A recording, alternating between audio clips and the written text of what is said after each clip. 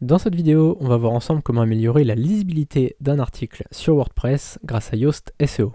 Dans la vidéo précédente, on avait vu comment installer Yoast SEO, un plugin gratuit qui nous a permis d'améliorer notre référencement, et là, on va améliorer la lisibilité. C'est parti, donc on va sur Articles, tous les articles, et notre article, donc l'histoire du nœud papillon.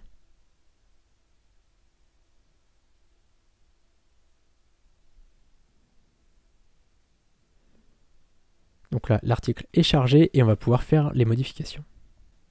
Pour ça, on descend tout en bas de l'article et on voit que pour l'instant, lisibilité, c'est en rouge, donc le petit bonhomme rouge, c'est pas bon signe. On clique dessus et on voit donc les problèmes, les améliorations potentielles et ce qui est déjà optimisé. On voit déjà que tous les paragraphes sont relativement courts, donc ça va, c'est pas mal. Et on voit que les phrases contiennent soit un mot, soit une phrase de transition, ce qui est bien. Par contre, il y a pas mal de choses à revoir. Donc par exemple, on n'utilise pas d'intertitre. Ça, c'est un problème. Si tu veux, quand tu as un article, ça, c'est ton H1, c'est-à-dire ton titre 1, ton titre principal.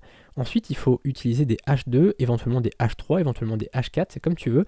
Donc forcément, dans un H1, il y a plusieurs H2, éventuellement, enfin tu vois, mais il ne peut pas y avoir un H2 au-dessus d'un H1, forcément.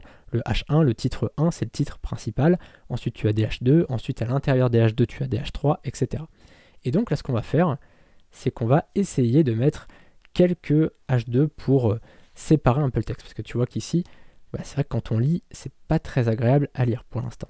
Donc ça, on va le modifier. Là, donc on lit un petit peu, on est un petit peu obligé de lire notre article pour mettre des titres dessus. Ce qu'on peut faire, c'est marquer quelque chose comme le nœud papillon et la cravate.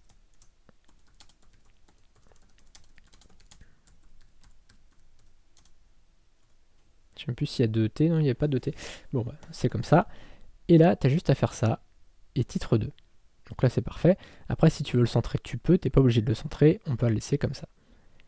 Là, on voit que, comme c'était un article Wikipédia, je te rappelle, j'ai pris l'article sur Wikipédia, je vais le supprimer juste après, c'était juste pour te faire un exemple, pour te montrer comment ça marchait, mais évidemment, je ne vais pas le laisser sur mon site, puisque c'est du plagiat, et je risque de me faire pénaliser par Google. Donc là, on voit un titre déjà qui est en place, et là, on va pouvoir essayer d'en trouver un autre. Voilà. Par exemple, on va poser la question, tu sais, il faut essayer de donner envie de lire. Donc là, par exemple, une invention américaine, c'est en posant une question. Et donc, ça va te donner envie de lire la suite. Voilà. Alors là, déjà, si on regarde ça avec juste 2 titres, là, on voit qu'il y a une partie du texte qui est un peu trop longue, pardon. Donc c'est toute cette partie-là, elle est un peu trop longue, et donc on va essayer de retrouver un autre titre à mettre.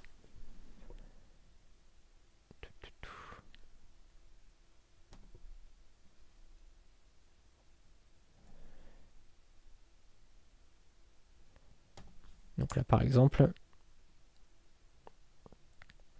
un accessoire, moqué.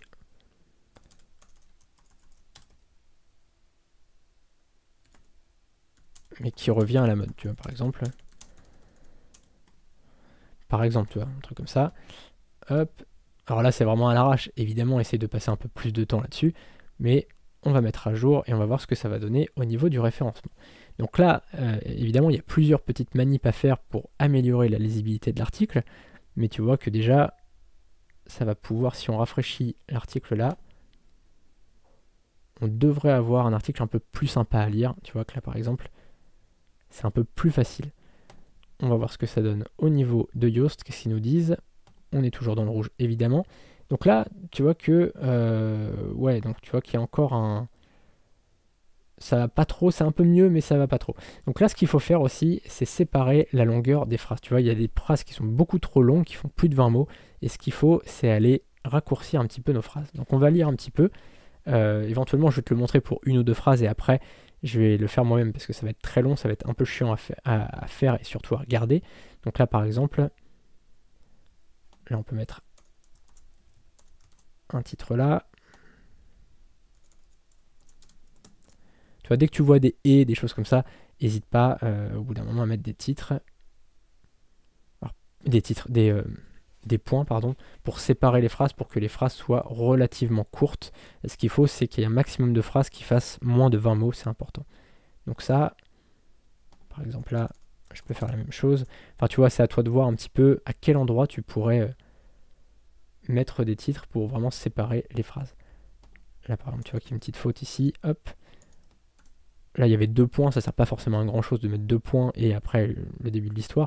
Donc on peut très bien commencer comme ça et séparer aussi de temps en temps les paragraphes pour faire des paragraphes relativement courts. Parce que ça aussi, quand il y a des paragraphes qui sont trop longs, les gens arrivent sur l'article et le problème c'est que ils commencent à péter un câble, quoi. Ils voient le truc, ils voient l'article avec des paragraphes hyper longs et ils n'ont pas envie de lire. Alors que quand les paragraphes sont courts, quand ça a l'air d'être assez fluide, assez digeste, on lit facilement. Donc là, tu vois, on est, je pense, si on rafraîchit, enfin si on met à jour et qu'on rafraîchit la page, on devrait être un petit peu mieux. Cette vidéo est un extrait de ma formation « Vivre du dropshipping en 7 heures par semaine ». Dans cette formation, on verra comment gagner sa vie avec un site e-commerce, sans Shopify, sans pub Facebook, sans stock ou avec un mini-stock, et sans connaissances techniques. Dans la description, tu auras un lien vers la page de présentation de cette formation. Et en bas de page, tu auras un formulaire de contact pour me poser toutes tes questions. A tout de suite sur la page de présentation.